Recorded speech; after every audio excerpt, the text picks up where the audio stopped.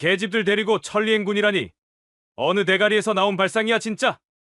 내리쬐는 땡볕 아래 훈련 통제관의 입에서 나온 한마디는 단순한 불평이 아니었습니다. 바로 그 순간 수백 미터 떨어진 위장막 아래에서 이 모든 것을 지켜보던 한 여성의 눈빛이 얼음처럼 차가워집니다. 아무도 상상하지 못했습니다. 아스팔트 위에서 나지막이 내뱉어진 이 경멸의 한마디가 철옹성 같던 군의 부패 카르텔을 무너뜨리고 수많은 별들을 땅으로 떨어뜨릴 거대한 태풍의 시작이 될 줄은 말입니다. 여러분, 오늘도 편안한 시간 보내고 계신가요? 여러분의 일상을 댓글로 공유해 주시면서 시청 후 잊지 마시고 구독과 좋아요 한 번씩 꼭 눌러주시면 감사하겠습니다. 강원도 인제군 험준한 산악지형이 끝없이 펼쳐진 이곳은 대한민국 육군 특수전사령부 예하 제707 특수임무단의 지옥주 훈련장으로 악명이 높았다. 특히 악마의 등뼈라 불리는 75번 국도는 한여름 뙤약볕 아래 달궈질 대로 달궈져 아지랑이가 뱀처럼 피어오르는 그야말로 살아있는 지옥이었다. 그 위를 완전 군장을 짊어진 20명 남짓한 여군들이 망령처럼 걷고 있었다. 시발 발바닥 녹아내리는 거 아니냐? 가장 후미에서 걷던 박아름 하사가 죽어가는 목소리로 신음했다. 그녀의 나이 이제 22, 갓 임관한 지 1년이 채 되지 않은 앳된 얼굴은 땀과 흙먼지로 범벅이 되어 원래의 색을 잃은 지 오래였다.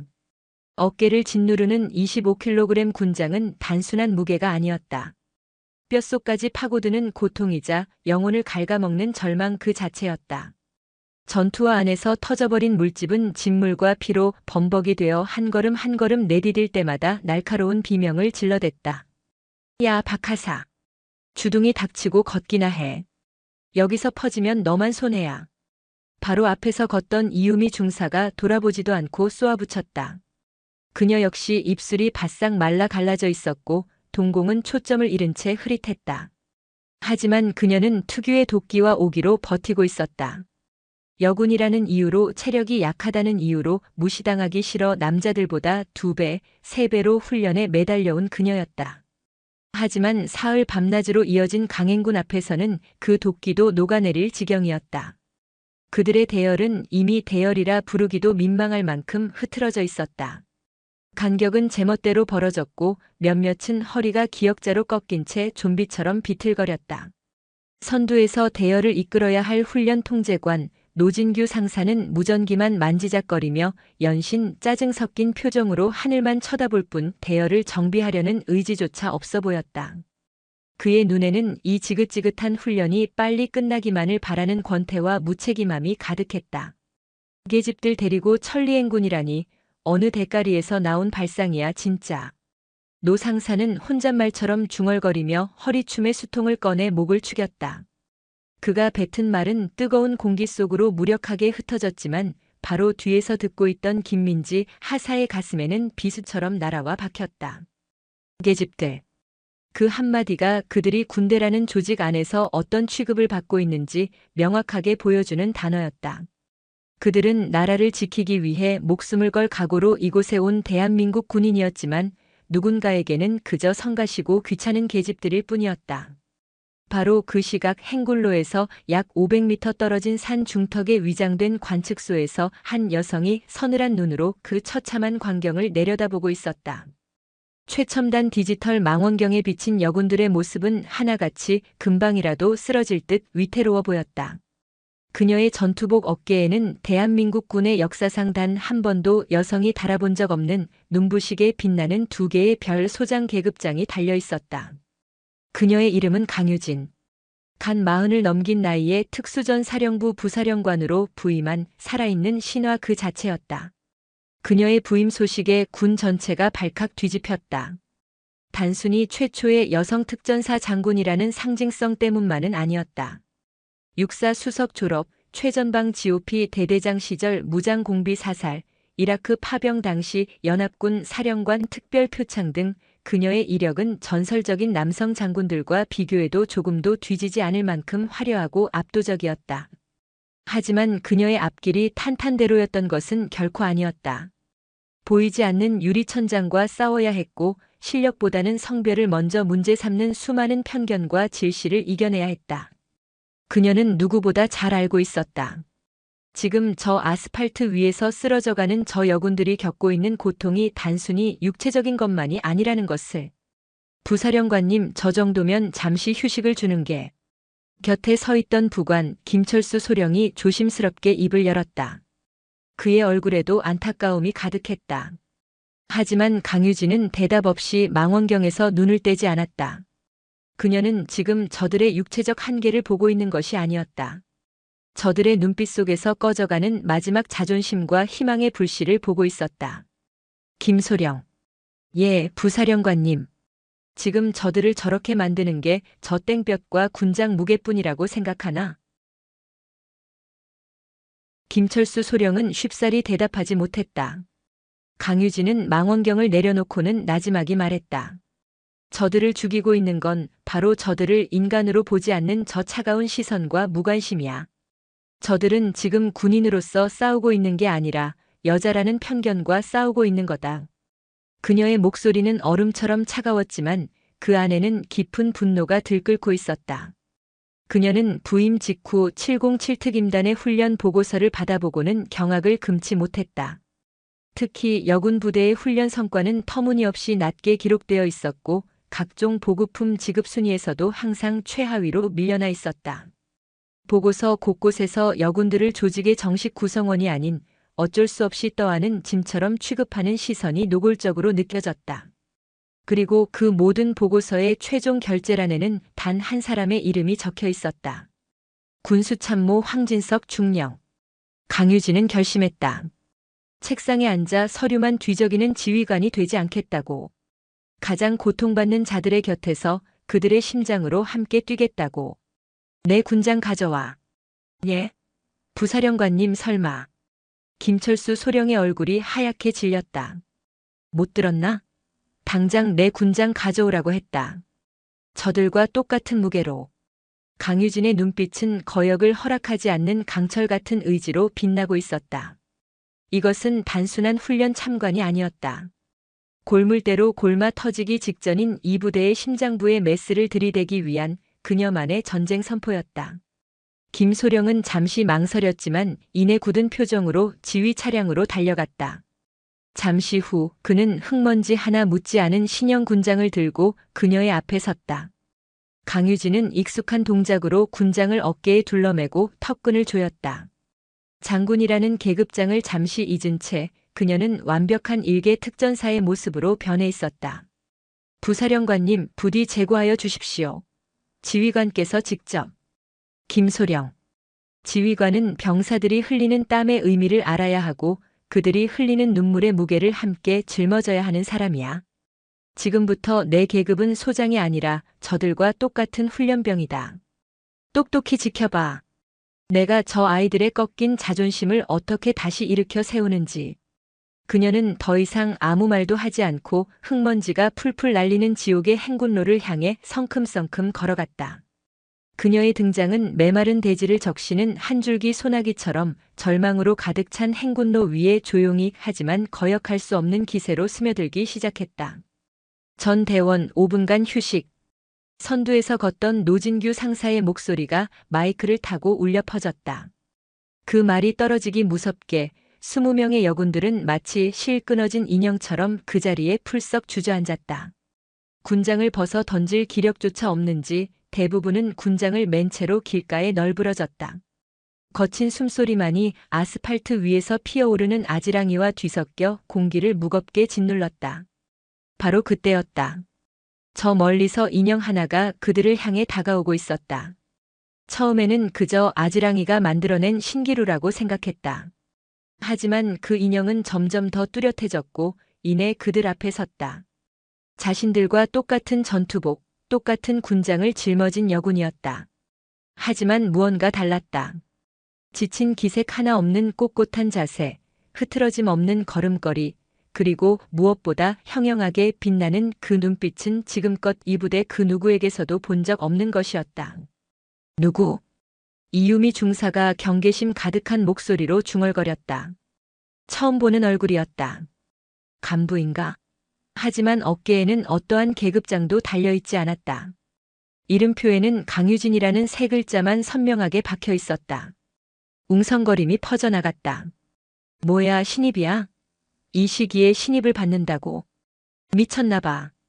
완전 군장에 땀 한 방울 안 흘리는 거 보여? 사람이냐?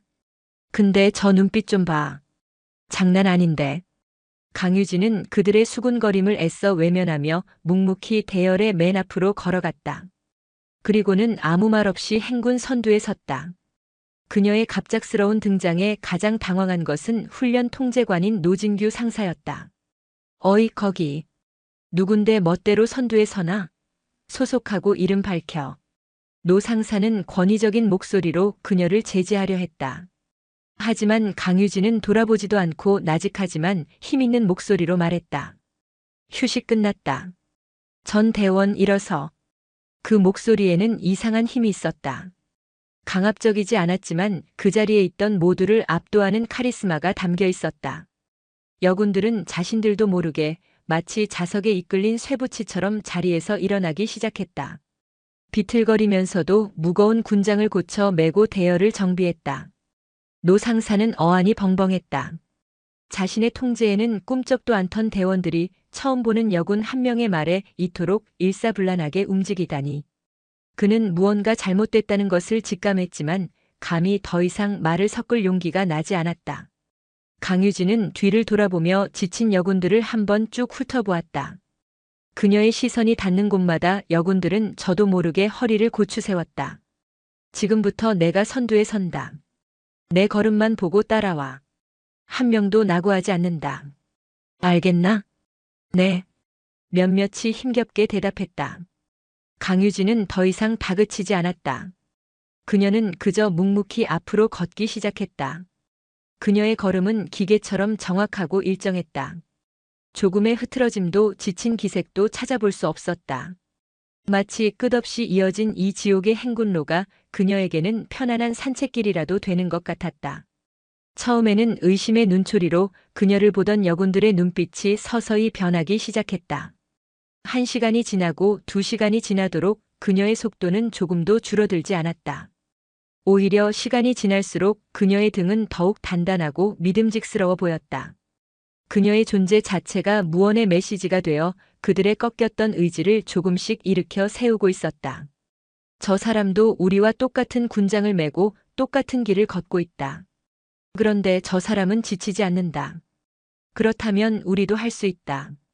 말없이 걷는 그녀의 등은 그 어떤 화려한 구호나 연설보다 더 강력한 동기부여가 되었다. 처져 있던 대열의 간격이 조금씩 좁혀지기 시작했고 죽어가던 그들의 눈빛에 다시 희미한 생기가 돌기 시작했다. 바가름 하사는 터진 물집의 고통도 잊은 채 앞서가는 강유진의 전투와 뒤꿈치만 바라보며 걸었다. 한 걸음 또 한 걸음. 그녀의 발자국을 그대로 따라 밟았다. 그러자 신기하게도 어깨를 짓누르던 군장의 무게가 조금은 가벼워지는 것 같았다. 이유미 중사는 이를 악물었다. 저 여자 도대체 정체가 뭐지? 하지만 마음 한구석에서는 뜨거운 무언가가 치밀어 오르고 있었다. 그것은 경쟁심이자 동시에 알 수 없는 동질감이었다. 부대 내에서 자신을 제대로 이끌어주는 선배나 지휘관을 단 한 번도 만나본 적 없었던 그녀였다. 남자 간부들은 여군들을 귀찮아하거나 혹은 노골적인 시선으로 대했고 선배 여군들은 살아남기 위해 서로를 짓밟고 시기하기 바빴다. 그런데 지금 자신의 앞에서 묵묵히 길을 열어주고 있는 저 낯선 여군의 등은 그녀가 군 생활 내내 그토록 갈망했던 진정한 리더의 모습이었다. 시간이 얼마나 흘렀을까? 한낮의 태양이 서쪽으로 기울며 길게 그림자를 늘어뜨릴 무렵 행군 대열에는 미묘하지만 확실한 변화의 기류가 감돌고 있었다. 더 이상 비틀거리는 사람은 없었다. 모두의 걸음에는 절도와 힘이 실려 있었고 대열은 한치의 오차도 없이 완벽한 간격을 유지하고 있었다. 그 중심에는 강철의 백합처럼 꼿꼿하게 서서 대열을 이끌고 있는 강유진이 있었다. 그녀는 단 한 번의 휴식도 없이 4시간을 넘게 걸었다. 이제 그녀를 의심하는 사람은 아무도 없었다. 경외감, 그 단어만이 그녀를 표현할 수 있는 유일한 단어였다. 하지만 그 평화로운 고통의 행군은 오래가지 못했다. 저 멀리 행군 대열의 후미에서부터 흙먼지를 일으키며 질주해 오는 지휘용 차량 한 대가 나타났다. 차량은 행군 중인 병사들을 아랑곳하지 않고 거칠게 경적을 울려대며 대열을 헤집고 앞으로 나아왔다. 병사들은 놀라 황급히 길가로 비켜섰고 그들의 얼굴에는 짜증과 불쾌감이 역력했다. 그리고 마침내 그 차량이 강유진이 이끄는 대열의 선두에 멈춰섰다. 운전석 창문이 열리고 기름진 얼굴에 배가 불룩 나온 한 남자가 거만한 표정으로 모습을 드러냈다. 대한민국 육군 중령 황진석. 이 부대의 군수 참모이자 부패와 부조리에 살아있는 상징. 그리고 강유진이 이곳에 온 진짜 이유였다. 아, 씨발. 어떤 새끼가 길 한복판에서 얼쩡거리고 지랄이야. 지프차에서 내린 황진석 중령의 입에서 첫 마디부터 걸쭉한 욕설이 터져나왔다. 그는 잔뜩 찌푸린 미간으로 자신의 앞을 가로막고 선 강유진을 아래 위로 훑어보았다. 처음 보는 얼굴이었다. 하지만 전투복 차림에 군장을 메고 있는 걸로 보아 일개 부사관이거나 잘 쳐줘봐야 위관 장교쯤으로 보였다. 야, 너 말이야 너. 눈깔은 장식으로 달고 다녀. 차 오는 거 안 보여? 대가리 받고 안 비켜? 황진석은 삿대질을 하며 고함을 질렀다. 순간 행군 대열 전체의 움직임이 멈췄다. 모든 소음이 사라지고 오직 황진석의 고함 소리만이 산길에 울려 퍼졌다. 바로 뒤따르던 여군들은 사색이 되어 어쩔 줄 몰라 했다. 이 부대에서 황진석 중령의 권세는 하늘을 찔렀다. 그의 심기를 거스르는 것은 곧 군 생활의 종말을 의미했다. 하지만 강유진은 눈 하나 깜짝하지 않았다. 그녀는 천천히 고개를 들어 황진석을 바라보았다. 그녀의 눈에는 어떠한 동요도 없었다. 그저 차갑고 고요한 시선으로 눈앞에서 길길이 날뛰는 남자를 관찰할 뿐이었다. 황진석은 그녀의 침착한 반응에 더욱 화가 치밀었다. 자신이 중령 계급장을 달고 있는데도 겁먹기는커녕 오히려 자신을 꿰뚫어보는 듯한 그 눈빛이 참을 수 없이 거슬렸다. 그는 더욱 기고만장해져서 주변의 여군들을 향해 경멸적인 시선을 던지며 말을 이었다. 요즘 계집들은 군기가 아주 개판이야 개판. 여기가 무슨 동네 소풍 나온 줄 알아? 어디서 굴러먹다 온 잡년인지는 몰라도 군대 짬밥이 얼마나 무서운지 아직 경험을 못했나 보네. 그리고 니들은 뭐하는 년들이야? 저런 정체불명의 미친년이 앞에서 설치는데 가만히 보고만 있어? 특전사라는 것들이 아주 오합지졸이 다 됐구만. 이래서 계집들은 안 된다는 거야. 머리에 피도 안 마른 것들이 총 들고 설쳐대니 나라 꼴이 잘 돌아가겠다 아주. 그의 입에서 잡년 미친년과 같은 노골적인 여성 비하 발언이 쉴 새 없이 쏟아져 나왔다. 그 순간 뒤에 있던 여군들의 얼굴이 싸늘하게 굳어졌다. 이전 같았으면 모욕감에 고개를 숙였을 그들이었지만 지금은 달랐다. 그들의 시선은 자신들을 위해 묵묵히 걷던 지휘관 강유진에게로 향했다. 그들의 눈에는 분노와 함께 알 수 없는 기대감이 번지고 있었다. 강유진은 여전히 아무 말 없이 황진석을 바라보고 있었다. 그녀의 침묵은 폭풍전야의 고요함처럼 주변의 공기를 무겁게 짓눌렀다. 황진석은 자신이 상황을 완벽하게 장악했다고 착각했다. 그는 의기양양하게 턱을 치켜들고 강유진에게 마지막 일격을 가하듯 소리쳤다. 어쭈 대답 안 하지? 내가 누군지 몰라? 277 특수임무단 군수참모 황진석 중령이다. 너 이름하고 소속 당장 안 불어? 영창 가서 콩밥 좀 처먹고 싶어서 환장했어? 그는 몰랐다. 자신이 지금 누구 앞에서 얼마나 끔찍하고 돌이킬 수 없는 실수를 저지르고 있는지. 자신이 모욕하고 있는 그 여성이 불과 며칠 전 새로 부임한 이 부대뿐만 아니라 특수전 사령부 전체를 지휘하는 하늘 같은 존재라는 것을. 그의 무지와 오만은 스스로를 파멸로 이끌 최악의 도화선에 불을 붙인 것이나 다름없었다. 정적. 모든 소리가 멎었다. 바람소리, 새소리, 멀리서 들려오던 계곡 물소리마저 거짓말처럼 사라진 듯 했다. 오직 황진석의 거친 숨소리와 그를 응시하는 수많은 눈동자들만이 공간을 채우고 있었다. 바로 그때 멀리서 상황을 지켜보던 김철수 소령이 사색이 된 얼굴로 미친 듯이 달려왔다. 그는 거의 넘어질 듯한 기세로 황진석의 앞을 막아섰다. 중령님, 지금 무슨 짓입니까? 황진석은 갑자기 튀어나온 김소령을 어이없다는 듯 쳐다보았다. 김소령, 자네가 왜 여기에 있나? 그리고 지금 이게 무슨 짓이냐니.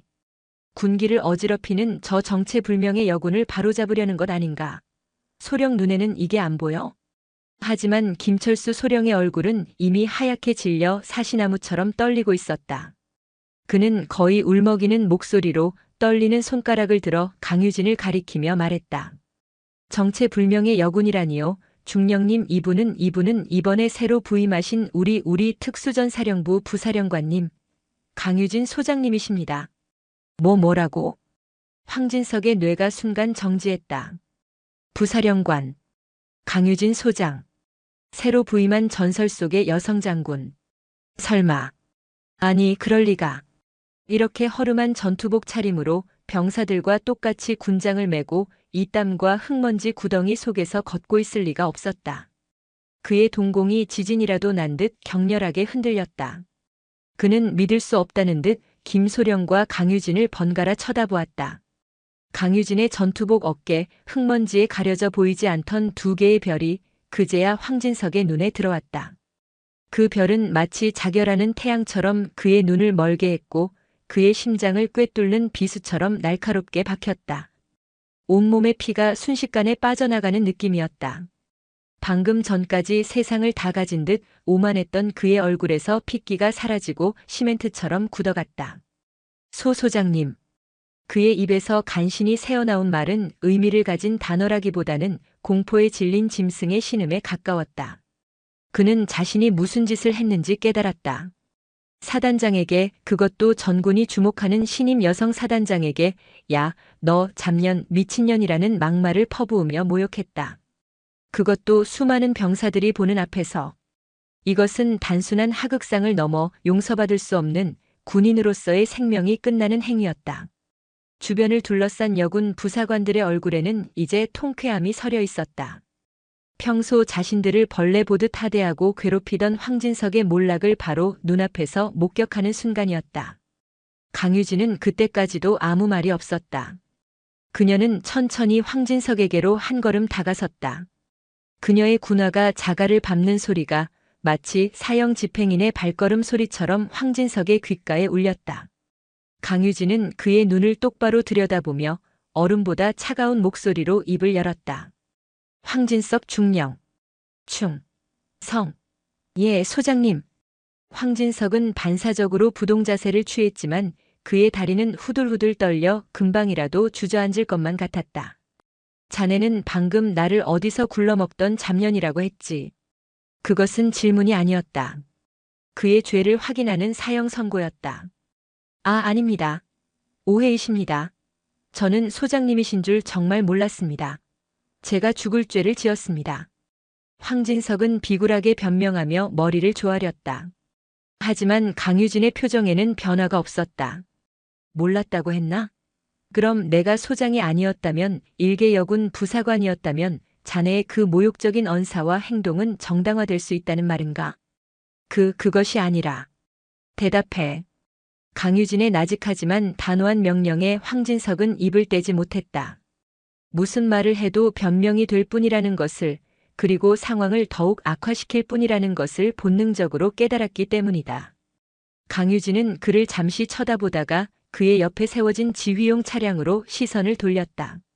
시원한 에어컨 바람이 새어나오는 쾌적한 차량.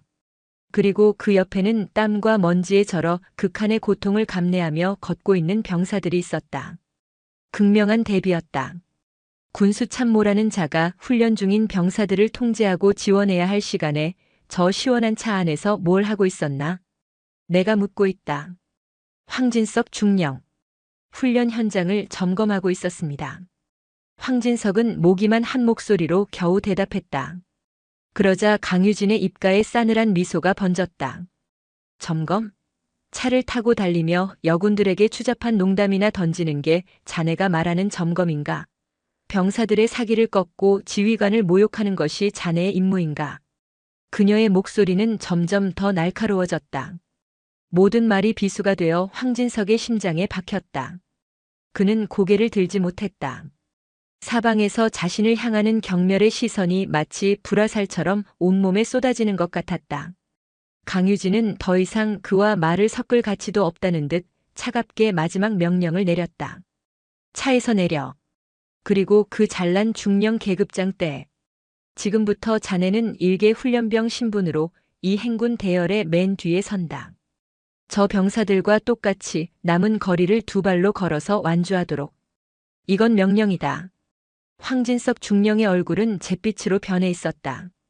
불과 몇 분 전까지만 해도 세상을 다 가진 듯 의기양양했던 그의 모습은 온데간데 없고 사형 선고를 받은 죄수처럼 절망과 공포에 사로잡혀 있었다. 강유진 소장의 명령은 절대적이었다. 그는 감히 거역할 생각조차 할 수 없었다. 억지로 발걸음을 떼었지만 천근만근의 쇠덩이를 매단 것처럼 무거웠다. 강유진은 그에게 단 한 번의 눈길도 더 주지 않았다.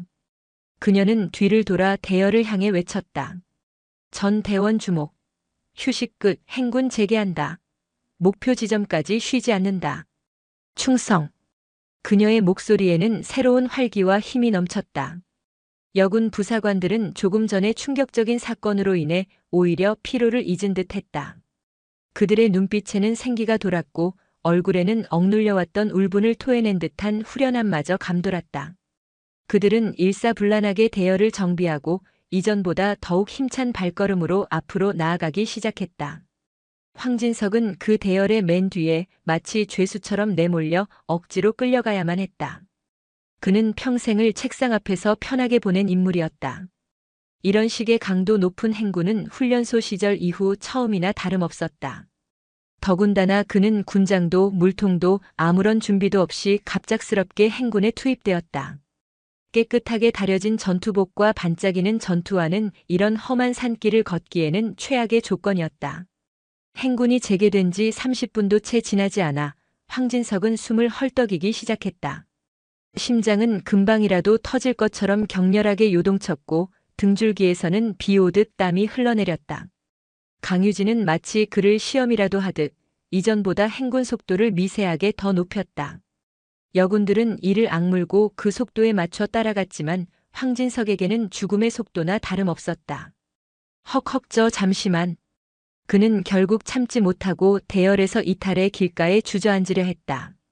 하지만 그의 뒤를 따르던 박아름 하사가 냉정한 목소리로 그를 제지했다. 훈련병, 나고자는 없다고 하셨습니다. 어서 일어나시지 말입니다. 그녀는 황진석이 평소 대가리에 똥만 찬년이라며 무시하던 여군 중 한 명이었다. 그녀의 눈에는 어떠한 동정심도 없었다. 오직 차가운 원칙만이 담겨 있을 뿐이었다. 황진석은 치욕감에 얼굴이 벌개졌지만 아무런 대꾸도 할 수 없었다. 그는 이를 악물고 비틀거리며 다시 일어섰다. 시간이 흐를수록 그의 상태는 더욱 악화되었다. 빳빳하던 전투복은 땀에 흠뻑 젖어 축 늘어졌고 발에 맞지 않는 딱딱한 전투화는 그의 발뒤꿈치를 무자비하게 파고들었다. 물집이 잡히고 터지고 쓰라린 고통이 온 신경을 곤두서게 만들었다. 그는 목이 타는 듯한 갈증을 느꼈지만 그에게 물을 건네주는 사람은 아무도 없었다. 그는 자신이 평소 얼마나 잔인하게 그들을 대했는지, 그들의 고통을 얼마나 하찮게 여겼는지 뼈저리게 느끼기 시작했다. 그가 겪는 육체적 고통보다 더 끔찍한 것은 정신적인 굴욕감이었다. 자신을 향하는 수십 개의 눈동자. 그 눈동자들 속에는 경멸과 조롱, 그리고 차가운 복수심이 담겨 있었다. 그는 마치 발가벗겨진 채로 광장 한가운데에 내던져진 기분이었다. 평생을 쌓아온 중령이라는 계급, 군수 참모라는 직책. 그 모든 권위와 자존심이 산산조각 나 먼지처럼 흩어지고 있었다. 맨 앞에서 걷는 강유진의 등은 여전히 꼿꼿했다. 그녀는 단 한 번도 뒤를 돌아보지 않았다. 하지만 대열 전체를 장악하는 그녀의 카리스마는 황진석의 숨통을 더욱 조여왔다. 그녀는 마치 황진석의 한계가 어디까지인지 시험하는 것 같았다. 그녀가 정한 규칙, 그녀가 이끄는 이 행군 속에서 그는 한낱 무력한 존재에 불과했다. 해는 뉘엿뉘엿 산으로 넘어가고 어둠이 짙게 깔리기 시작했다. 야간 행군으로 접어들자 황진석의 고통은 극에 달했다. 앞이 보이지 않는 칠흑 같은 어둠 속에서 그는 몇 번이고 넘어지고 뒹굴었다. 무릎과 팔꿈치가 깨져 피가 흘렀지만 아무도 그를 부축해주지 않았다. 그는 짐승처럼 신음하며 오직 살아야 한다는 본능만으로 땅을 기어가듯 앞으로 나아갔다. 내가 왜 이런 꼴을 당해야 하는가? 그의 머릿속은 원망과 분노로 가득 찼다. 강유진이라는 여자에 대한 증오심이 들끓었다. 하지만 동시에 자신의 어리석었던 행동에 대한 후회와 앞으로 닥쳐올 미래에 대한 공포가 엄습해왔다. 이번 일은 단순히 행군으로 끝나지 않을 것이다. 자신의 군 생활은, 아니, 인생 자체가 끝장날 수도 있다는 예감이 그의 등골을 서늘하게 만들었다. 그는 문득 자신이 괴롭혔던 여군들의 얼굴을 떠올렸다. 회식 자리에서 억지로 술을 따르게 하고 음담 패설을 던지고 업무와 상관없는 사적인 심부름을 시키고 훈련 성과를 폄하하며 모욕감을 주었던 수많은 순간들. 그때마다 그들은 아무 말 없이 고개를 숙였다. 황진석은 그들의 침묵을 동의나 굴복으로 여겼다. 하지만 이제야 깨달았다. 그 침묵은 동의가 아니라 칼을 가는 소리였다는 것을. 그들의 가슴 속에 켜켜이 쌓여온 분노와 증오가 이제 강유진이라는 새로운 지휘관을 만나 폭발하고 있다는 것을. 얼마나 걸었을까? 황진석의 의식이 가물가물해질 무렵 마침내 강유진의 명령이 떨어졌다. 전 대원 정지. 금일 목표 지점 도착. 야영 준비 실시. 황진석은 그 자리에 그대로 고꾸라졌다. 온몸의 근육이 비명을 질렀고 뼈 마디마디가 부서지는 듯한 통증이 몰려왔다. 그는 흙바닥에 얼굴을 파묻은 채 개처럼 헐떡였다. 하지만 그의 시련은 아직 끝나지 않았다. 그의 치욕스러운 징벌은 이제 막 서막을 올렸을 뿐이었다. 깊은 산중의 밤은 도시의 그것과는 비교할 수 없을 정도로 짙고 차가웠다. 모닥불의 온기가 닿지 않는 어둠 속에서 황진석은 지독한 추위와 배고픔, 그리고 뼛속까지 스며드는 굴욕감에 몸을 떨었다. 그는 마치 무리에서 쫓겨난 늙은 늑대처럼 홀로 웅크린 채 병사들이 옹기종기 모여있는 불빛을 하염없이 바라보았다. 따뜻한 전투 식량의 냄새가 바람을 타고 그의 콧속을 파고들 때마다 위액이 역류하는 듯한 고통과 함께 비참함은 극에 달했다. 여군 부사관들은 야영 준비를 마치고 식사를 시작했다. 그들의 움직임에는 지친 기색이 역력했지만 그 누구도 불평하지 않았다. 오히려 오늘 하루 동안 벌어진 일들로 인해 묘한 유대감과 전우애가 싹트고 있었다. 그들은 서로를 도우며 묵묵히 자신들의 임무를 수행했다. 그 누구도 황진석에게는 신경 쓰지 않았다. 그는 그저 길가에 버려진 쓰레기처럼 방치되었다. 배고픔과 갈증, 추위가 한꺼번에 몰려왔다. 그는 비참한 심정으로 몸을 일으켜 불을 피우고 있는 부사관들 쪽으로 다가가려 했다.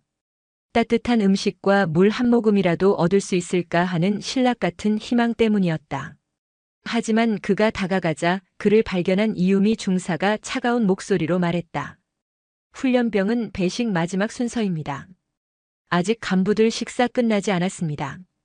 황진석은 얼굴이 화끈거리는 것을 느꼈다. 훈련병. 그 단어가 그의 가슴에 비수처럼 박혔다. 그는 아무 말도 못하고 다시 어둠 속으로 물러나야만 했다. 그는 춥고 배고픈 어둠 속에서 옹송그린 채로 자신을 외면하는 병사들의 뒷모습을 하염없이 바라보았다. 그 순간 그는 깨달았다. 이것이 바로 자신이 그들에게 주었던 고통과 모멸감이라는 것을. 철저하게 고립되고 무시당하고 인간 이하의 취급을 받는 것. 여군들은 식사를 마친 후에도 그에게 아무런 관심을 보이지 않았다. 그들은 삼삼오오 모여 앉아 오늘 있었던 일에 대해 조용히 이야기를 나누고 있었다. 그들의 목소리에는 억눌렸던 감정이 터져나오는 듯한 흥분과 앞으로의 변화에 대한 막연한 기대감이 뒤섞여 있었다. 아, 진짜 속이 다 시원하다. 황진석 그 인간 저 꼴 좀 보라고. 아주 쌤통이야. 박아름 하사가 입을 가리고 킥킥거렸다. 그러게 말이야. 평소에 자기가 왕인 것처럼 행동하더니 부사령관님 앞에서 제대로 임자 만났지. 근데 부사령관님 정말 대단하지 않냐? 말 한마디 없이 그냥 행동으로 보여주시잖아. 진짜 군인이라는 게 저런 모습이 아닐까 싶더라. 김민지 하사의 말에 모두가 고개를 끄덕였다. 그들의 대화는 모두 강유진 소장에 대한 경외와 찬사로 이어졌다. 그녀의 등장은 단순히 부패한 간부 한 명을 응징한 사건을 넘어 부대 전체의 낡고 썩은 관행에 균열을 일으키는 거대한 파문과도 같았다. 특히 억압받고 소외되었던 여군들에게 그녀는 단순한 지휘관이 아니라 희망이자 구원의 상징처럼 여겨지기 시작했다. 황진석은 그들의 대화를 들으며 이를 갈았다. 분노와 증오가 다시금 머리끝까지 차올랐다.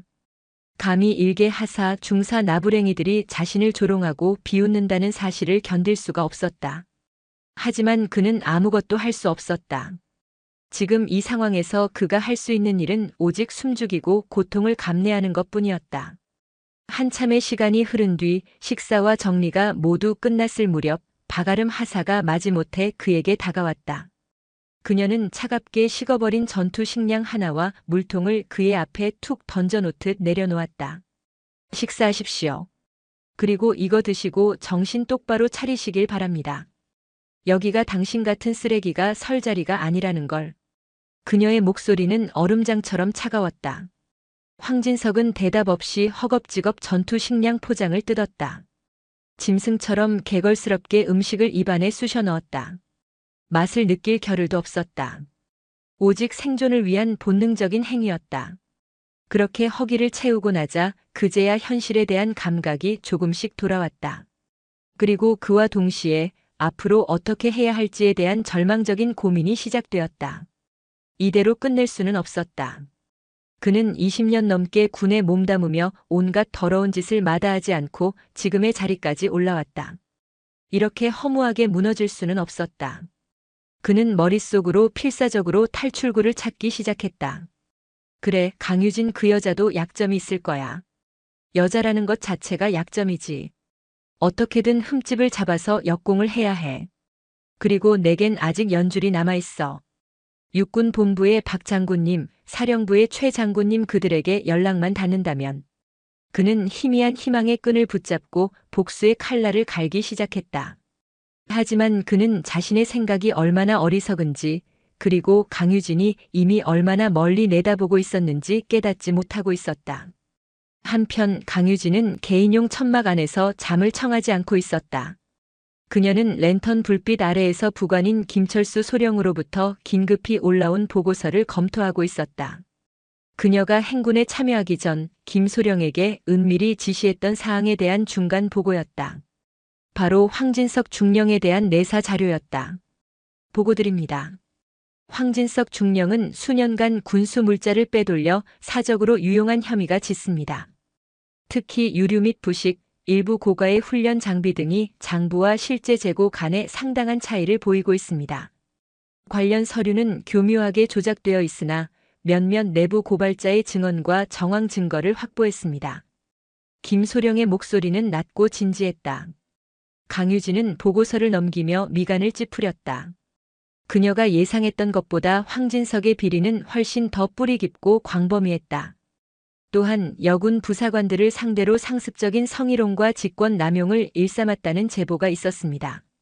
하지만 피해자들이 보복을 두려워해 공식적인 문제 제기를 하지 못하고 있는 상황입니다. 오늘 부사령관님께서 보여주신 모습이 그들에게 용기를 줄 수 있는 계기가 될 수도 있을 것 같습니다. 강유진은 고개를 끄덕였다. 그녀의 계획은 정확하게 맞아떨어지고 있었다. 황진석의 오만함을 만천하에 드러내 그가 더 이상 빠져나갈 구멍을 만들지 못하게 하고 억압받던 내부 고발자들이 목소리를 낼 수 있는 결정적인 판을 깔아주는 것. 그녀의 눈빛이 차갑게 빛났다. 이제 사냥의 시간이 다가오고 있었다. 김소령. 지금부터가 진짜 시작이야.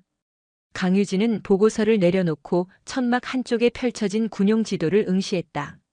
지도 위에는 붉은색 펜으로 여러 개의 점과 선이 복잡하게 그어져 있었다. 황진석을 중심으로 뻗어나간 부패의 연결고리였다. 내일 아침 행군이 끝나는 대로 사령부 감찰과 헌병대에 정식으로 수사를 의뢰해. 내가 확보한 자료를 모두 넘기고 황진석 중령을 즉시 보직 해임하고 대기 발령 조치하도록.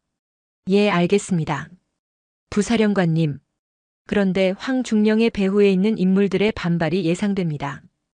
괜찮으시겠습니까? 김철수 소령이 조심스럽게 물었다. 황진석이 그동안 온갖 비리를 저지르고도 무사할 수 있었던 것은 군 내부의 소위 라인이라고 불리는 강력한 비호 세력 덕분이라는 것은 공공연한 비밀이었다. 강유진이 황진석을 건드리는 것은 그 거대한 카르텔의 정면으로 선전포고를 하는 것이나 다름없었다. 강유진은 잠시 눈을 감았다. 그녀의 뇌리에 과거의 기억들이 스쳐 지나갔다. 육군 사관학교 시절부터 여생도라는 이유만으로 받아야 했던 수많은 차별과 편견. 야전 부대에서 여자라는 이유로 능력을 의심받고 중요한 보직에서 배제되었던 서러움. 실력이 아닌 성별의 벽 앞에서 좌절해야 했던 수많은 밤들. 그녀는 그 모든 것을 이겨내고 오직 실력 하나만으로 이 자리까지 올라왔다. 그녀는 이 군대가 얼마나 썩고 병들었는지, 특히 여성 군인들에게 얼마나 가혹한 곳인지 누구보다 잘 알고 있었다. 그녀는 눈을 뜨며 단호한 목소리로 말했다. 내가 두려워했다면 시작도 하지 않았을 거다. 썩은 가지는 잘라내야 새순이 돋아나는 법이야. 그 가지가 아무리 굵고 단단해 보여도 결국은 썩은 것에 불과해. 이번 기회에 특전사뿐만 아니라 우리 군 전체에 뿌리 박힌 악습과 부조리를 도려낼 수 있다면 나는 내 모든 것을 걸 준비가 되어 있다. 걱정 말고 자네는 내 지시나 정확하게 수행하도록. 그녀의 목소리에는 흔들림 없는 결의가 담겨 있었다. 김소령은 더 이상 아무 말도 하지 않고 깊이 고개를 숙였다. 그는 자신의 지휘관이 지금 얼마나 거대하고 위험한 싸움을 시작했는지 깨달았다. 그리고 그 싸움의 선봉에 서서 기꺼이 그녀의 칼과 방패가 되겠다고 다짐했다. 그들이 반격의 계획을 세우고 있는 동안 어둠 속 황진석의 천막에서는 다른 계획이 세워지고 있었다. 그는 차갑게 식은 전투 식량을 모두 먹어치운 뒤 몰래 숨겨두었던 위성 전화를 꺼내 들었다. 이 전화기는 비상사태를 대비해 군수참모의 재량으로 불법적으로 소지하고 있던 물건이었다. 그는 덜덜 떨리는 손으로 익숙한 번호를 눌렀다. 신호음이 몇 번 울린 뒤 중후한 남성의 목소리가 들려왔다. 황중령인가? 이 시간에 무슨 일이야? 육군 본부 군수참모부장 박만규 장군이었다. 황진석의 가장 든든한 뒷배이자 그의 비리를 묵인하고 함께 이권을 챙겨온 공범이었다. 장군님, 저 황진석입니다. 큰일 났습니다. 황진석은 거의 울부짖듯이 자초지종을 설명했다. 새로 부임한 강유진 소장에게 찍혀 지금 행군 대열에서 구르고 있다는 것, 그녀가 자신을 본보기로 삼아 무언가 일을 꾸미고 있는 것 같다는 것까지. 수화기 너머의 박만규 장군은 한동안 말이 없었다. 이윽고 차갑게 가라앉은 목소리가 흘러나왔다. 강유진이라. 그 미친 계집이 감히. 알았다. 일단 상황은 파악했으니 너무 소란 피우지 말고 조용히 시키는 대로 해. 괜히 긁어 부스럼 만들지 말고. 서울로 복귀하는 대로 내가 손을 써주지. 계집이 별 달고 설쳐봤자 얼마나 가겠나. 걱정 마라. 감사합니다, 장군님. 정말 감사합니다. 황진석은 전화가 끊어진 뒤에도 한동안 수화기를 붙들고 있었다. 절망의 나락에서 한 줄기 빛을 본 기분이었다. 그래, 아직 끝나지 않았어. 서울에만 돌아가면 강유진, 그년의 목을 비트는 건 시간 문제야. 그는 다시금 오만함과 도끼로 가득 찬 표정으로 어둠 속에서 번뜩이는 눈을 빛냈다. 어둠 속에서 두 개의 다른 계획이 세워지고 있었다. 하나는 추악한 욕망과 비굴한 생존 본능에서 비롯된 음모였고, 다른 하나는 굳건한 신념과 정의를 향한 결단이었다. 지옥 같았던 행군의 밤은 그렇게 더 큰 폭풍을 예고하며 서서히 저물어가고 있었다. 그리고 그 폭풍의 중심에서 강유진은 고독하지만 흔들림 없이 자신의 칼을 갈고 있었다. 다음 날 새벽 동이 트기도 전에 푸르스름한 어둠 속에서 기상 나팔 소리가 울려 퍼졌다. 밤새 몰려왔던 추위와 피로가 채 가시지 않은 몸을 억지로 일으킨 병사들의 얼굴에는 고단함이 가득했지만 어제와는 분명 다른 분위기가 감돌았다. 그것은 바로 목적의식이 만들어낸 생기였다. 이제 얼마 남지 않은 행군을 완주하고 이 지긋지긋한 훈련을 끝내겠다는 의지와 새로운 지휘관과 함께한다는 미묘한 동질감이 그들을 지탱해주고 있었다. 반면 황진석 중령의 몰골은 처참하기 그지없었다. 밤새 추위와 모기에 시달리며 뜬 눈으로 밤을 새운 그의 얼굴은 퉁퉁 부어 있었고 눈은 퀭하게 들어가 있었다. 제대로 된 식사도 휴식도 취하지 못한 그의 몸은 천근만근 무거웠고 어제 다친 상처들은 욱신거리며 고통을 호소했다. 하지만 육체적인 고통보다 그를 더 괴롭히는 것은 어젯밤 그에게 전투 식량을 던져주던 여하사의 차가운 눈빛과 자신을 향해 쏟아지던 경멸의 시선들이었다. 쓰레기. 그 한마디가 그의 뇌리에서 떠나지 않았다. 강유진은 새벽부터 일어나 모든 준비를 마친 상태였다. 그녀는 흐트러짐 없는 모습으로 병사들을 둘러보며 마지막 행군 준비를 지시했다. 그녀의 시선이 잠시 땅바닥에 주저앉아 신음하고 있는 황진석에게 머물렀다. 하지만 그 시선에는 어떠한 감정도 담겨 있지 않았다. 마치 길가에 굴러다니는 돌멩이를 보는 듯한 무심하고 차가운 시선이었다. 마지막 구간이다. 모두 힘내도록. 출발한다. 강유진의 간결한 명령과 함께 마지막 행군이 시작되었다. 황진석은 비틀거리며 겨우 대열의 뒤를 따랐다. 그의 머릿속은 오직 살아서 돌아가야 한다는 생각뿐이었다. 일단 부대로 복귀하기만 하면 박 장군님께서 어떻게든 상황을 뒤집어 주실 것이다. 그는 필사적으로 자신을 위로했다. 전화 한 통이면 이 모든 굴욕을 몇 배로 갚아줄 수 있을 것이라고. 하지만 그의 기대와는 달리 상황은 그가 상상할 수 있는 최악의 방향으로 흘러가고 있었다. 그들이 부대 정문에 거의 다다랐을 무렵 정문 앞에는 어울리지 않는 정적이 감돌고 있었다. 평소라면 훈련을 마친 부대원들을 환영하는 소소한 행사가 있기 마련인데 오늘은 이상하리만치 조용했다. 그리고 그곳에는 사령부 소속의 헌병대 차량 여러 대와 함께 감찰부 소속의 검은 세단이 서 있었다. 차 옆에는 팔에 헌병 완장을 찬 병사들이 굳은 표정으로 도열해 있었다. 행군 대열이 멈춰 서고 병사들은 웅성거리기 시작했다. 무슨 일이지? 헌병대는 왜 나와 있는 거야? 모두의 시선이 일제히 강유진에게로 향했다. 그녀는 조금도 놀란 기색 없이 담담한 표정으로 차에서 내리는 감찰부장을 맞이했다. 황진석의 심장이 철렁 내려앉았다. 감찰부와 헌병대가 함께 나왔다는 것은 이것이 단순한 감찰 활동이 아니라 누군가를 체포하거나 연행하기 위한 공식적인 수사 절차가 시작되었음을 의미했다. 그리고 그 대상이 누구인지는 굳이 생각할 필요도 없었다. 그의 온몸에서 식은땀이 흘러내렸다. 다리가 풀려 그 자리에 주저앉을 뻔한 것을 겨우 이성으로 버텨냈다. 감찰부장이 강유진에게 다가와 거수 경례를 했다. 충성. 부사령관님 명 받들고 나왔습니다. 수고 많다. 절차대로 진행하도록. 강유진의 짧은 대답이 떨어지기 무섭게 헌병대장과 수사관 2명이 황진석에게로 다가왔다. 황진석은 뒷걸음질 치려 했지만 이미 그의 양팔은 건장한 헌병들에게 단단히 붙들린 후였다. 황진석 중령. 헌병대장의 차가운 목소리가 울려 퍼졌다. 당신을 군수품 횡령, 직권 남용, 그리고 부하 성희롱 등의 혐의로 긴급 체포합니다.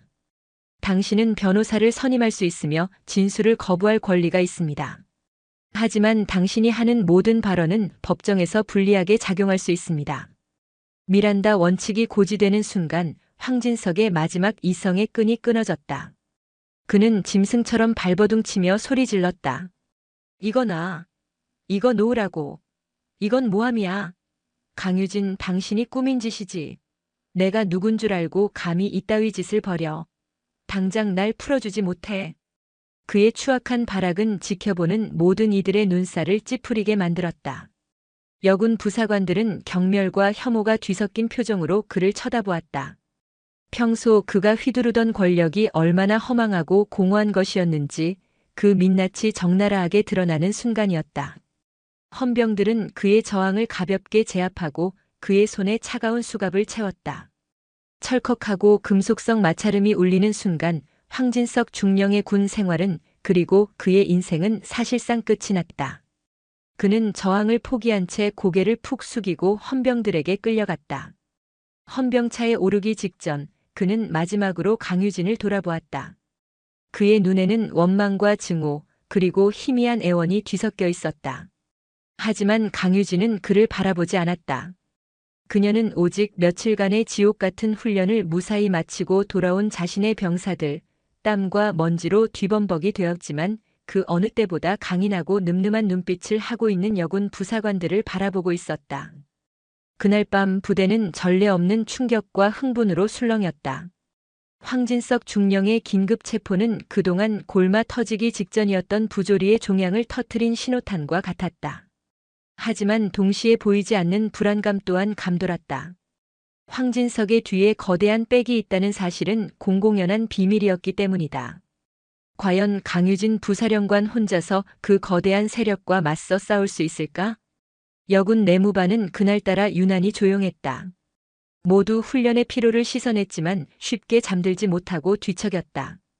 그때 가장 선임이었던 이유미 중사가 조용히 자리에서 일어났다. 다들 잠깐 얘기 좀 하자. 그녀의 말에 다른 대원들도 하나둘씩 몸을 일으켰다. 이유미는 자신의 관물대 가장 깊숙한 곳에서 낡고 손때 묻은 수첩 하나를 꺼내 들었다. 이게 뭔지 알아? 아무도 대답하지 못했다. 이유미는 수첩을 펼쳐 보이며 말을 이었다. 지난 몇 년간 내가 그리고 우리가 황진석 그 개새끼한테 당했던 모든 기록이야. 수첩에는 날짜와 함께 깨알 같은 글씨로 무언가가 빽빽하게 적혀 있었다. 언제, 어디서, 누구와 함께 군수품을 빼돌렸는지, 특정 업체로부터 어떤 향응과 뇌물을 받았는지, 그리고 여군들을 상대로 어떤 추악한 언행을 일삼았는지, 그 모든 것이 날짜와 시간, 장소, 그리고 구체적인 대화 내용까지 상세하게 기록되어 있었다. 그것은 단순한 일지가 아니라 황진석과 그 비호 세력의 범죄 행위를 낱낱이 담고 있는 결정적인 증거 자료였다. 나 사실 너무 두려웠어. 혼자 목소리를 냈다가 오히려 내가 다칠까봐. 불이익을 당하고 이 군복을 벗게 될까봐. 그래서 언젠가 때가 오면 이 부조리를 바로잡아줄 진짜 지휘관이 나타나면 그때 이 모든 것을 드러내리라 다짐하며 혼자 기록만 해왔어. 비겁하다고 욕해도 좋아. 그녀의 목소리가 떨려왔다. 박아름 하사가 그녀의 손을 꼭 잡았다. 선배님, 비겁하지 않습니다. 저희도 다 똑같은 마음이었습니다. 이유미는 고개를 들어 동료들의 눈을 하나하나 마주 보았다. 그들의 눈가에도 물기가 어려 있었다. 부사령관님께서 우리와 함께 걸어주시던 날 난 결심했어. 더 이상 비겁하게 숨지 않겠다고. 부사령관님께서 우리를 위해 모든 것을 걸고 싸우고 계시는데 우리가 계속 숨어만 있는 것은 군인으로서의 도리가 아니라고 생각했어. 이건 나 혼자만의 싸움이 아니야. 우리 모두의 싸움이야.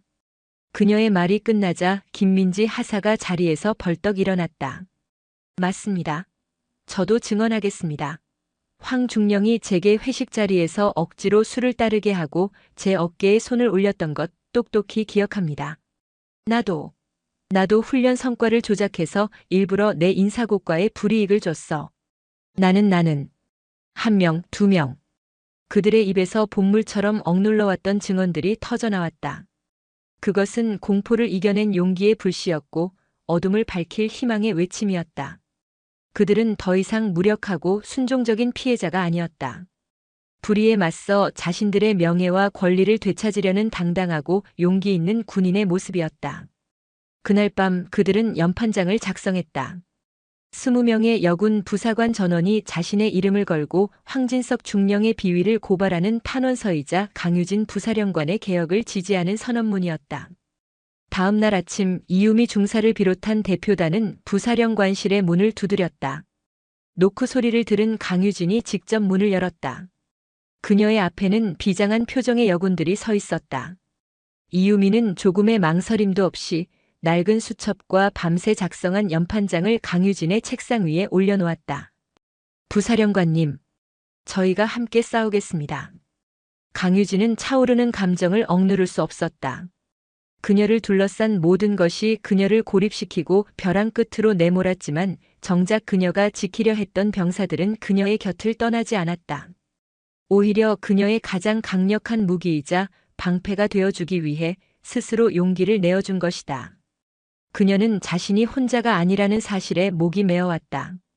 그녀는 눈물을 감추기 위해 애써 미소를 지으며 그들 한 명 한 명의 얼굴을 둘러보았다. 고맙다. 정말 고맙다. 너희의 그 용기가 헛되지 않도록 내가 반드시 이 싸움에서 이기겠다. 그녀의 외로운 싸움은 이제 모두의 싸움이 되어 새로운 국면을 맞이하고 있었다. 황진석 중령의 긴급 체포 소식은 군 내부의 삽시간에 퍼져나갔다. 그것은 잔잔한 호수에 던져진 거대한 바위처럼 거대한 파문을 일으켰다. 특히 황진석과 연결되어 있던 부패의 사슬, 소위 군피아라고 불리는 이너서클은 벌집을 쑤신 듯 발칵 뒤집혔다. 그들에게 황진석은 단순히 비리를 함께 저지른 공범을 넘어 자신들의 추악한 비밀을 공유하고 있는 시한폭탄과도 같은 존재였다. 육군 본부의 어느 한적한 장군실. 육군 군수참모부장 박만규 장군이 책상을 주먹으로 내리쳤다. 그의 얼굴은 분노로 시뻘게 달아올라 있었다. 강유진, 그 미친 계집이 감히 대체 누굴 믿고 이따위 짓을 벌이는 거야. 그의 앞에는 황진석의 직속 상관이었던 군수처장 최대령이 고개를 숙인 채 서 있었다. 최대령 역시 황진석과 깊은 유착관계를 맺고 있었다. 죄송합니다, 장군님. 일이 이렇게까지 커질 줄은 몰랐습니다. 신임 부사령관이 부임하자마자 이렇게 강하게 나올 줄은. 변명은 집어치워. 그 여자가 뭘 믿고 저러는지 뒷조사는 해봤나? 알아본 바로는 딱히 정치적인 배경은 없는 것 같습니다. 오직 실력 하나만으로 그 자리까지 올라간 입지전적인 인물이라고는 합니다만. 실력? 웃기지 말라고 해. 계집이 군대에서 별을 다는 게 실력만으로 가능한 일인 줄 알아? 분명 뒤에 더 큰 덩어리가 있을 거다. 아니면 아무것도 모르는 멍청이거나. 어느 쪽이든 상관없어. 감히 우리 라인을 건드린 대가를 톡톡히 치르게 해줘야지. 박만규 장군은 수화기를 들고 어딘가로 전화를 걸었다. 그의 목소리는 아까와는 달리 교활하고 능글맞은 톤으로 바뀌어 있었다. 나야. 잘 지내지? 다름이 아니라 이번에 특전사에 새로 부임한 강유진 소장 말이야. 그 친구 너무 의욕이 과한 것 같지 않아? 이제 막 부임한 지휘관이 부대 안정은 뒷전이고 긁어부스럼만 만들고 있으니 원. 이거 위에서 좀 조용히 짚고 넘어가 줘야 하는 거 아닌가? 그는 군 내부의 동료 선후배들에게 전화를 돌리며 본격적으로 강유진에 대한 음해 공작을 시작했다. 여성 지휘관의 독단적인 부대 운영, 경험 부족으로 인한 지휘 체계 혼란, 사소한 비위를 침소봉대하여 군의 명예를 실추시키는 행위 등 교묘하게 사실을 왜곡하고 부풀려 그녀를 무능하고 독선적인 지휘관으로 몰아가기 시작했다. 동시에 그들은 언론을 이용한 여론전에도 착수했다. 군 전문 기자나 보수 성향의 농객들에게 익명의 제보 형식을 빌려 특전사 신임 여성 사단장, 과잉 의혹이 부른 내부 갈등 심화와 같은 자극적인 제목의 기사들이 하나둘씩 터져나오기 시작했다. 기사의 내용은 황진석 중령의 비위 사실은 축소하고 오히려 강유진의 강압적인 수사 지시와 인권 침해가 있었다는 식으로 논점을 흐렸다. 최초의 여성 특전사 장군이라는 상징성 때문에 그녀에게 쏟아졌던 긍정적인 관심은 순식간에 의심과 비난의 화살이 되어 돌아오기 시작했다. 강유진은 자신의 집무실에서 쏟아지는 악의적인 기사들과 내부 동향 보고를 말없이 읽어내려갔다. 그녀는 이런 반응을 이미 예상하고 있었다. 부패한 조직의 저항은 언제나 이런 식이었다. 정면으로 맞서기보다는 뒤에서 비열하게 험담하고 여론을 조작하고 정치적인 압력을 행사하는 것. 부사령관님, 본부로부터 공식적인 경고가 들어왔습니다. 이번 사건 처리에 있어 신중을 기하고 군의 화합을 저해하는 행위를 자제하라는 내용입니다. 사실상의 압력입니다. 부관 김철수 소령이 침통한 표정으로 보고했다. 예상했던 바다. 강유진은 담담하게 대답했다. 그녀의 얼굴에는 불안이나 초조함 대신 오히려 더욱 차갑고 단단한 결의가 서려 있었다. 그들이 흔들수록 우리는 더 원칙대로 가면 된다. 황진석 중령에 대한 수사는 한치의 의혹도 없이 더욱 철저하고 공정하게 진행해. 그가 빼돌린 군수품의 사용처 함께 비리를 공모한 자들 그리고 그에게서 뇌물을 받은 상급자까지. 이번 기회에 뿌리까지 전부 뽑아내야 한다. 격까지 몇 개 쳐내는 걸로 끝낼 생각 없어. 알겠습니다. 하지만 여론이 너무 안 좋습니다. 부사령관님 개인에 대한 인신공격성 루머까지 돌고 있습니다. 이렇게 가다가는 김소령은 말을 잇지 못했다. 이렇게 가다가는 정의를 실현하기는커녕 강유진 자신이 먼저 위험에 처할 수도 있었다. 어쩌면 군복을 벗게 될지도 모르는 일이었다. 강유진은 창밖을 바라보았다. 연병장에서는 여전히 병사들의 힘찬 함성과 훈련 소리가 들려오고 있었다. 그녀는 며칠 전 흙먼지 속에서 자신에게 모든 것을 걸었던 그 여군들의 눈빛을 떠올렸다. 희망과 신뢰로 가득 차 있던 그 눈빛. 그녀는 그 눈빛을 배신할 수 없었다. 그녀는 다시 자리에 앉아 서류에 사인을 하기 시작했다. 그것은 황진석 중령의 비호 세력에 대한 전면적인 수사 확대를 지시하는 명령서였다. 그들이 정치와 여론으로 싸움을 건다면 나는 진실과 정의로 맞서 싸우겠다. 하지만 그녀에게는 또 다른 비장의 카드가 있었다. 여군들이 목숨을 걸고 건네준 황진석의 범죄일지. 이 증거는 아직 그 누구에게도 공개하지 않은 최후의 일격을 위한 것이었다. 그녀는 김철수 소령을 조용히 불렀다. 김소령, 지금부터 내 말 잘 듣게. 이것은 자네와 나 단둘만 아는 일이야. 그녀는 이유미 중사가 건넨 수첩의 사본과 여군들의 연판장을 봉투에 담았다. 자네, 민간에 아는 기자 있나? 군 출입 기자는 안 돼. 절대적으로 신뢰할 수 있고 권력에 굴하지 않을 뼈대 있는 기자를 아는가? 김소령은 잠시 생각하더니 한 사람의 이름을 댔다. 국내 유력 일간지의 탐사보도 전문 기자로 과거 굵직한 권력형 비리를 여러 번 터뜨린 전적이 있는 인물이었다. 좋아. 오늘 밤 자네가 직접 그 기자를 만나. 그리고 이 봉투를 전달해. 단 제보자의 신원은 철저히 비밀에 붙여야 한다. 특전사 내부의 양심적인 군인들의 제보라고만 전하게. 부사령관님, 이건 너무 위험합니다. 만약 이게 알려지기라도 하면.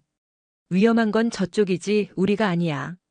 저들은 지금 우리가 군 내부의 절차에 묶여 옴짝달싹 못할 거라고 생각하고 있겠지.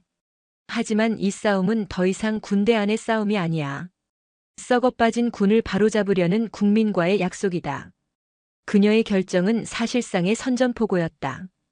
군 내부의 자정 능력이 마비된 이상 외부의 힘을 빌려서라도 이 부패의 고리를 끊어내겠다는 극약 처방이었다.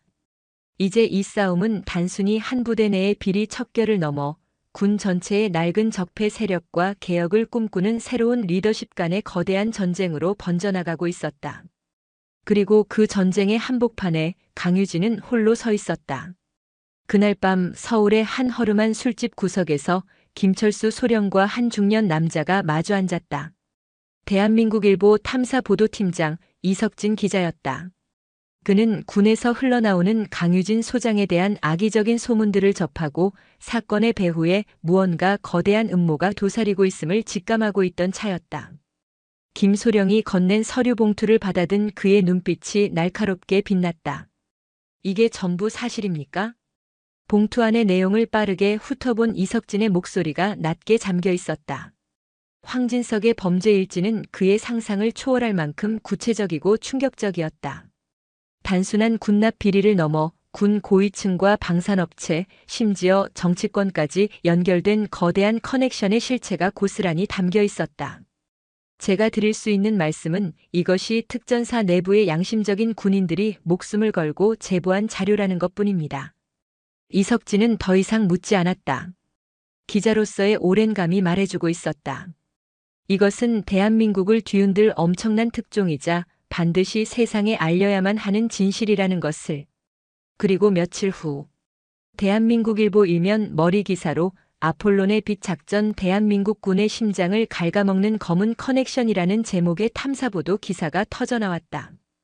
기사는 황진석의 비밀 장부를 토대로 지난 수년간 군 내부에서 자행된 상상 초월의 비리들을 낱낱이 고발했다. 불량 군수품 납품, 유령 장비 구매를 통한 예산 횡령, 그리고 그 검은 돈이 박만규 장군을 비롯한 군 고위층에게 정기적으로 상납된 정황까지. 특히 훈련 중인 여군들을 상습적으로 성희롱하고 모욕했던 사실과 이를 항의하는 부사관에게 인사보복을 가했다는 내용은 국민들의 엄청난 분노를 샀다. 기사가 나간 직후 대한민국은 발칵 뒤집혔다. 인터넷 포털과 사회관계망 서비스는 군을 비판하는 여론으로 들끓었고 국방부 홈페이지는 마비될 지경이었다. 정치권에서도 여야 할 것 없이 진상규명을 촉구하는 목소리가 터져나왔고 시민단체들은 관련자들의 즉각적인 구속수사를 요구하는 시위를 벌였다. 강유진을 음해하고 사건을 덮으려 했던 박만규 장군과 그 일당은 전혀 예상치 못한 외부의 공격에 혼비백산했다. 자신들에게까지 불똥이 튈 것을 우려한 그들은 황진석과의 연결고리를 끊기 위해 분주하게 움직이기 시작했다. 거대해 보였던 카르텔에 균열이 가기 시작한 것이다. 상황이 이렇게 되자 국방부는 더 이상 사건을 축소하거나 은폐할 수 없었다. 대통령까지 직접 나서 군 기강 확립과 방산 비리 척결을 천명했고 결국 검찰과 군 검찰 감사원까지 참여하는 특별합동수사본부가 꾸려졌다. 사건은 더 이상 강유진 한 사람이 감당할 수 있는 수준을 넘어섰다.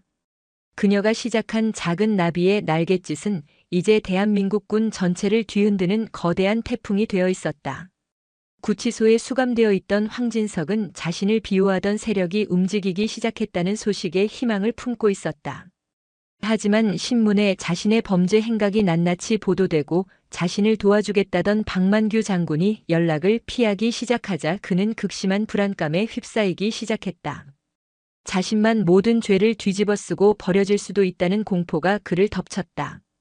강유진은 직접 구치소로 황진석을 찾아갔다.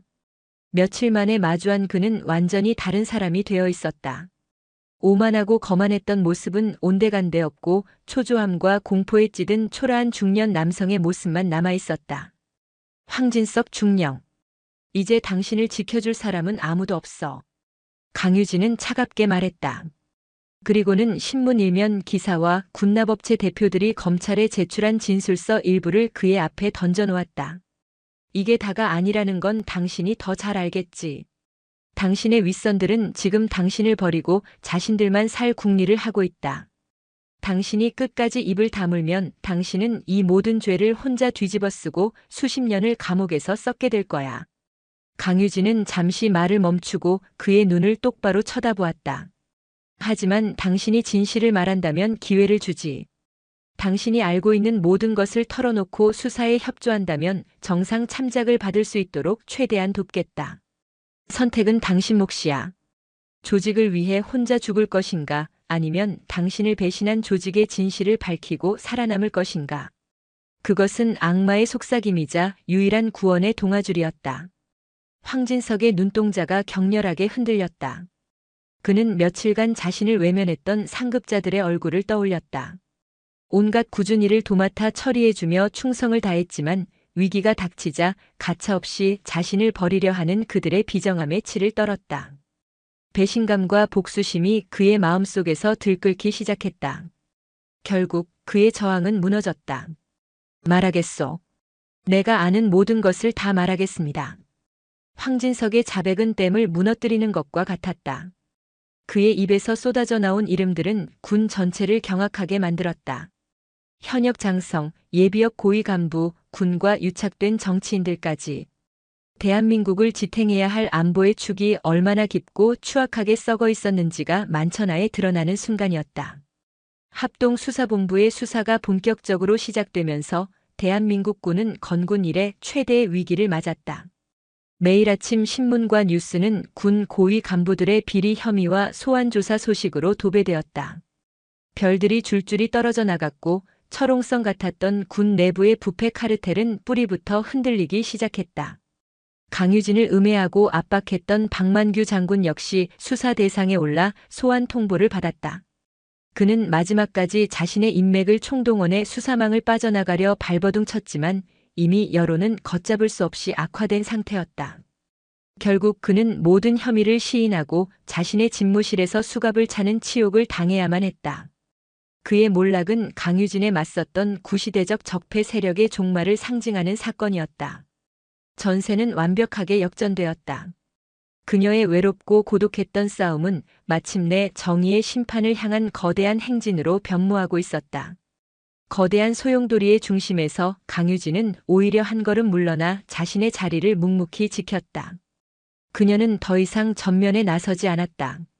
수사는 수사기관의 몫이었고 그녀의 역할은 이제 혼란에 빠진 부대를 안정시키고 상처받은 병사들을 다독이는 것이었다.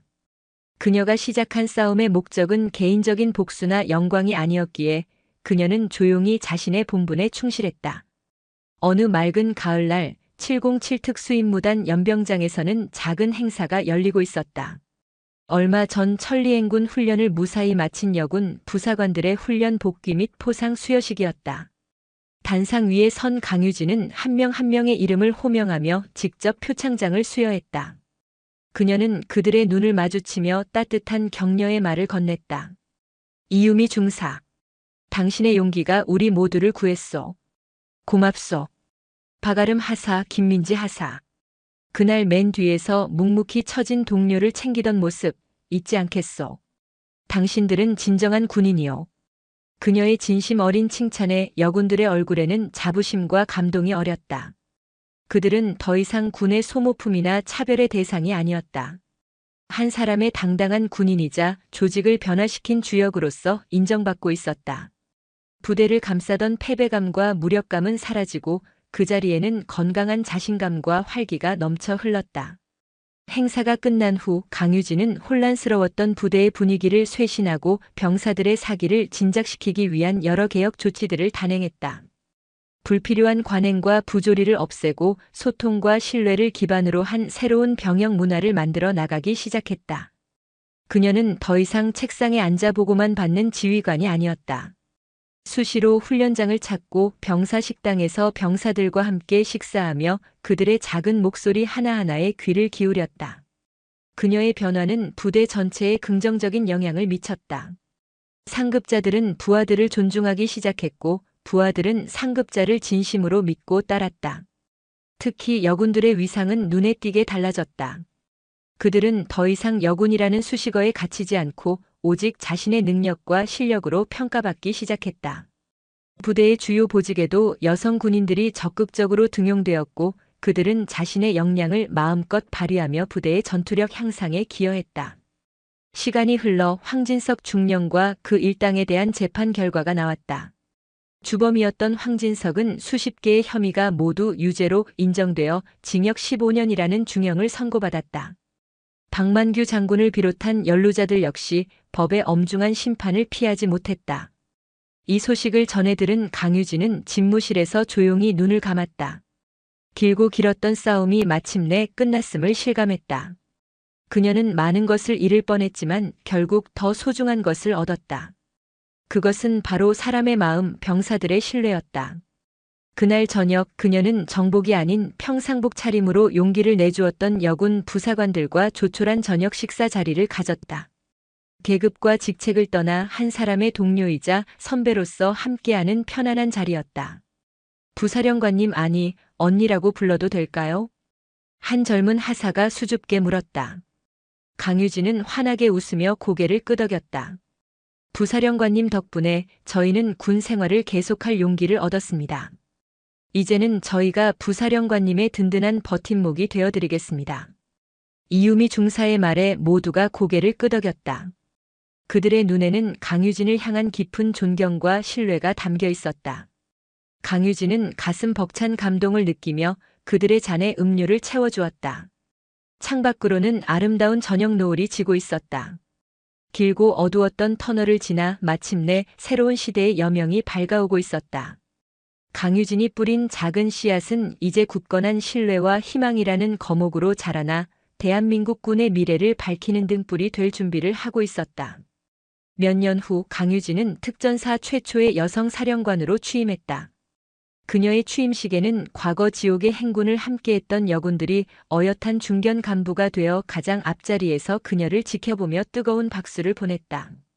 그들의 모습 위로 흙먼지 속에서 자신을 믿고 따라주던 앳된 얼굴들이 겹쳐 보였다. 강유진은 단상에 올라 마이크를 잡았다. 그녀의 시선은 연병장을 가득 메운 장병들을 지나 더 멀리 이 땅의 미래를 향하고 있었다. 나는 오늘 이 자리에서 여러분과 함께 새로운 시대를 열고자 한다. 군대는 영웅 한 사람에 의해 움직이는 조직이 아니다. 보이지 않는 곳에서 자신의 임무를 묵묵히 수행하는 수많은 보통 군인들의 신뢰와 헌신이 모여 비로소 강한 군대가 만들어지는 것이다. 부조리에 침묵하지 마라. 동료의 아픔을 외면하지 마라. 그리고 가장 중요한 것은 스스로를 믿으라.